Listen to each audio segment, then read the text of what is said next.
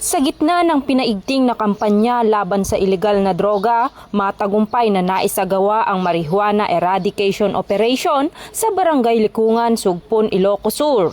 Pinangunahan ang operasyon ng pinagsanib na puwersa ng Ilocos Sur Provincial Drug Enforcement Unit, PIDEA Regional Office 1, Ilocos Sur 2nd PMFC at Sugpon Municipal Police Station kung saan natunton at natuklasan ang 2 taniman ng marijuana. Ang operasyon ay matagumpay na isinagawa sa bisa ng PIDEA Pre-Operation sa pamumuno ni Police Lieutenant Chester G. Dandin, team leader ng Ilocos Sur Provincial Drug Enforcement Unit.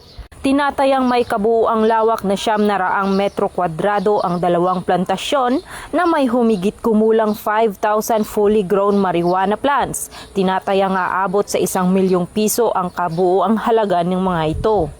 Agad na isinagawa ang dokumentasyon, inventaryo at pagsunog sa mga nasamsam na halaman habang ang mga sample ay dinala sa Ilocos Sur Forensic Unit para sa karagdagang pagsusuri. Walang naitalang naaresto sa naturang operasyon. Binigyang diin ni Police Colonel Agosto M. Asuncion, Provincial Director ng Ilocos Sur Police Provincial Office, ang matibay na paninindigan sa pagpapaigting ng mga operasyon laban sa pagtatanim, produksyon at distribusyon ng ilegal na droga sa lalawigan.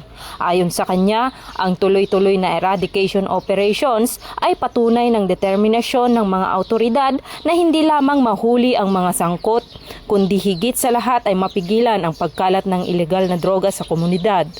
Hinihikayat din ang publiko na manatiling mapagmatsyag at makipagtulungan sa Philippine National Police sa pamamagitan ng pagbibigay ng napapanahon at mapagkakatiwalaang impormasyon kaugnay ng mga ilegal na gawain sa kani-kanilang lugar bilang bahagi ng layuning mapanatili ang kapayapaan at kaligtasan ng bawat mamamayan.